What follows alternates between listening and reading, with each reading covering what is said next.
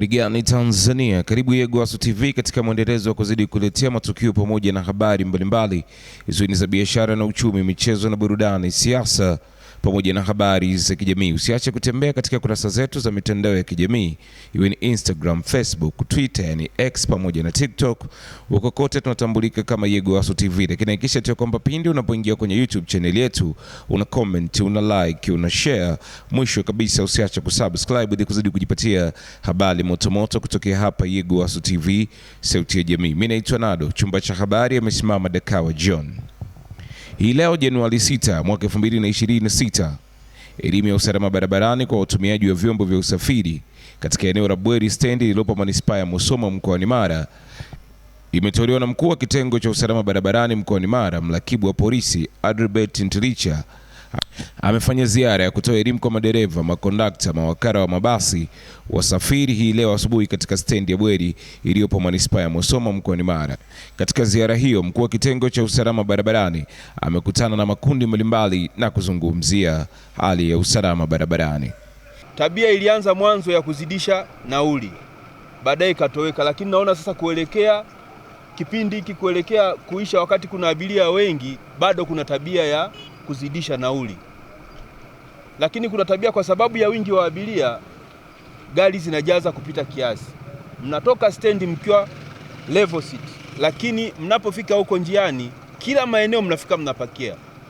Abiria wanakuwa ni wengi kwenye gari moja ukilinganisha na uwezo wa gari. Sasa natoa onyo, nikianza kwa mawakala, katisheni tiketi kama ilivyoelekezwa kwenye ruti zenu. Swala la kuzidisha nauli tusije tukalaumiana. Kuna abiria mmoja alilalamika, yani nauli ya kutoka hapa kwenda Mwanza ni shilingi ngapi sasa hivi? 12, lakini ametozwa 25,000. Na alirudishiwa, sio muongo, alirudishiwa hela yake. Alirudishiwa pesa kwa sababu hawakubisha. Sasa hayo mambo hatuyahitaji. Toza nauli kulingana na ruti. Mnawadanganya watu kwamba hii gari usijui utapewa pipi, si utafanyaje. Kuna watu wengine sijui hajawahi kula pipi, basi mnachukua hela zao kwa kuwadanganya kwamba kuna vitu vya ziada mtawapa kwenye hizo gari. Sasa hilo jambo tuliache. Kwa mimi nawaonya mawakala, akija abiria mtendee haki. Kipindi hiki bado abiria tunajua ni wengi na bado wanasafiri, watu wanakuja na wanaondoka. Sasa naomba tutumie muda huu, kipindi hiki ambacho abiria kuna shida ya usafiri kwa kweli, lakini tusitumie kigezo hicho kuzidisha nauli. Lakini kwa madereva, hakikisha gari unayoileta hapa stendi kwa ajili ya kuchukua abiria ni gari ambayo umeshaikagua. Baadhi ya gari zinakuja matairi yakiwa mabovu. Si tunaelewana? Gari ikisha ingia stendi, kama gari na ubovu, haujaikagua kabla hujaleta stendi, haitatoka humu stendi na huenda ikawa ndio mwisho wa safari.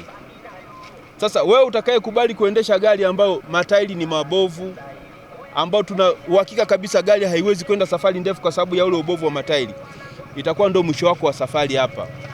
Au abiria watachukua usafiri mwingine, wewe utabaki unatengeneza gari lako hapa. Kwa hiyo hakikisha dereva unakagua gari kabla hujaanza safari. Kagua gari, kama ina mapungufu mueleze mmiliki kwamba rekebisha hili ili tuendelee na safari. Unatoa gari humo ikiwa nzima.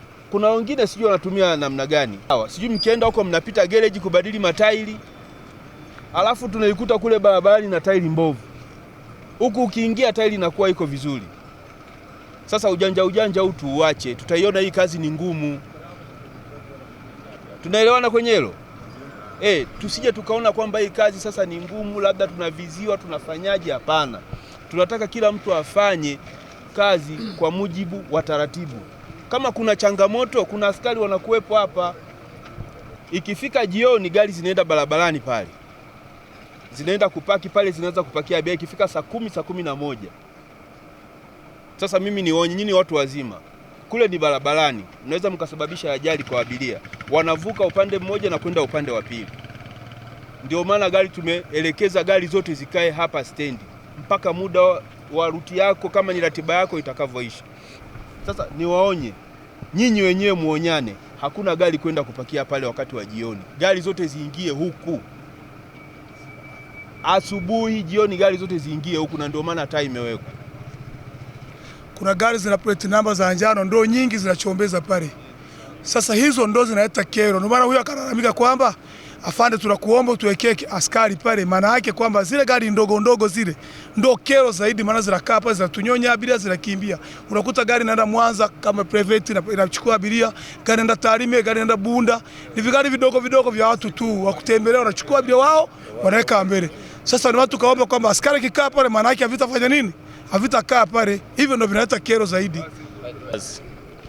Uso agent ukatia tiketi nauli zaidi, hilo sio agent, wenda ni conductor amekatia huko mbele. Kwa sababu tiketi hapa tunatoka kwenye tiketi mtandao, na yote inaonekana kabisa imeandikwa nauli kwenye mtandao.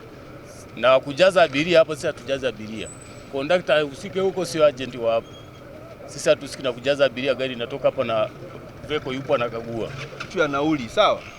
Lakini nikasema kwamba ndio maana nimeita dereva na nimeita conductor kwamba gari zinatoka au mzikiwa level city.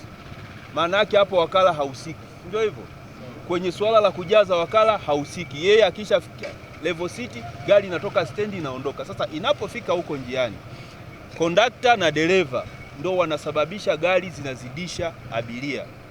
Na hizo mnazosema kwamba tiketi mtandao, si ndio hivyo mnavyoonyesha, mnaonyesha picha ya gari sijui first class afu mnawakatia ordinary. Mnamuonyesha gari yani pale paka mnaandika kabisa ina choo ndani sijui na nini ili avutike, mnampiga nauli kubwa. Alafu akiingia anakutana na ile ordinary ile. Mnaita chips kavu anakutana na mti mkavu pale, alafu abiria anaanza kulalamika. Ndio wanadanganywa magari ya kupanda. Nauli ambayo inapaswa kuwa halali labda shilingi ngapi? Mimi naenda Bukoba. Shilingi ngapi nauli mfano umetoa?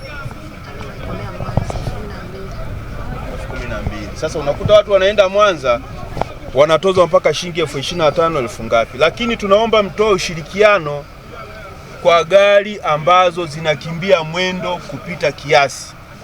Unaweza ukafurahia huo mwendo lakini usifike safari. Sasa tunayaongea haya ni kwa sababu ya faida ya familia zenu, kwa sababu ya familia zetu. Tuhakikishe kwamba tunatoa, ukikuta dereva anakimbia mwendo kasi na gari imesimamishwa njiani na askari, mpe taarifa. Toa taarifa ya jinsi dereva anavyoendesha gari, toa taarifa jinsi anavyotumia vibaya kauli chafu. Wakati mwingine unapotoa taarifa au wanakutisha, toa taarifa kwa askari. Sasa haya mambo mkiangalia kimya, sio kwamba mnakuwa mnataka tu mfike nyinyi kwa ajili ya kufika nyinyi nyumbani kwenu, lakini mnahatarisha maisha yenu. Kwa hiyo tunaomba ushirikiano kwenye utoaji wa taarifa ili tuwachukulie hatua madereva ambao hawataki kutii sheria na tuhakikishe safari yetu inaenda salama. Nadhani mnapopita njiani kila eneo mnakuta kuna askari. Kwa hiyo hakikisha kwamba tiketi yako umepewa, hakikisha kwamba unajua unakokwenda ili linapotokea tatizo hiyo rahisi kupata msaada kwa askari. Yegowasu TV pia ilipata nafasi ya kuzungumza na abiria ambao wanafanya safari kutoka Musoma kwenda maeneo mbalimbali. Changamoto ya usafiri mara nyingi unakuta, mimi naweza nikasema dereva nakwenda kasi, lakini abiria wengine wakanizomea. Wao wanataka dereva aende kasi kwamba wawahi kufika, lakini wanasahau kwamba kuna hatari ya mwendo kasi. Cha kuwashauri ni kwamba abiria tu tunaungana. Inapoonekana dereva anakwenda sivyo, tunashirikiana, tunatoa taarifa. Dereva yule kama ni kupewa ushauri apewe ushauri. Na sisi pia na jeshi la polisi pia nalo mjitahidi sana kutoa ushauri kwa abiria. Aidha, madereva wa mabasi pia walikuwa na haya ya kuzungumza. Charles Masatu, dereva. Mimi kwa mawazo yangu na maoni yangu naomba labda madereva wenzangu tuzote tunaovateki ovyo, tuwe na keep distance, yani kwa chana, sababu ukuta dereva mwingine ukuta akitangulia yule ndo anayekuongoza wewe. Umeona? Kwa hiyo kikubwa tu ni kufuata sheria na utaratibu wote wanaotaka wenyewe.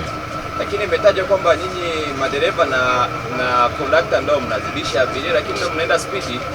Hili likoje kwa upande wenu? Kwa upande wetu sisi tunaona ni kufuata sheria, kwa tusizidisha abiria wafanyiwe usahihi wao wenyewe kabisa, kusema kuwa tiketi wakati tiketi ambazo ni zenyewe wenyewe. Na nini unazungumzia sasa kwa madereva ambao wanakiuka sheria namna hiyo? Ni sheria wachukuliwe hatua. Changamoto tunazokutana nazo kwenye kazi zetu hizi za ukondakta, kuna baadhi ya abiria wanakuja, mtu anakuja hana nauli timirifu, anaomba kupunguziwa nauli. Yaani wao wanakuja na aidha Mwanza ni shilingi 12,000, anakuja na shilingi 10,000 au 8,000, anataka aende Mwanza. Ukionyesha kukataa kuweka msimamo, inakuwa tayari umeweka ugomvi. Siku nyingine akija anataka apande gari nyingine. Kwa hiyo tunakutana na changamoto sana ambayo inakuwa inatupelekea wakati mwingine unakuta watumishi wa gari sasa wanawaza kubeba excess walau kufidia ile pesa walau irudi kwenye mfumo fulani wa kuleta, lakini inakuwa sio salama na inakuwa sio jambo jema kwa utendaji na utumishi wa kiserikali kwamba walituzuia kubeba excess. Na pia tukizingatia na ukitizama kwamba tumesomea hiyo kazi na tumeelekezwa kwamba tusibebe excess, lakini abiria wanakuwa na changamoto. Wengine anafika ndani ya gari unamwambia nauli, lakini akifika ndani ya gari anakuwa mbishi, anatishia na kukupiga kabisa, anakuwa tuten, yani anaweka mabavu kwamba anatumia mabavu. Changamoto tunaoipata njiani katika harakati za usafirishaji wa abiria ni kwa abiria. Yaani abiria unaweza kumtangazia kufunga mkanda, lakini kama kilomita 3 analegeza tu kwa matakwa yake mwenyewe.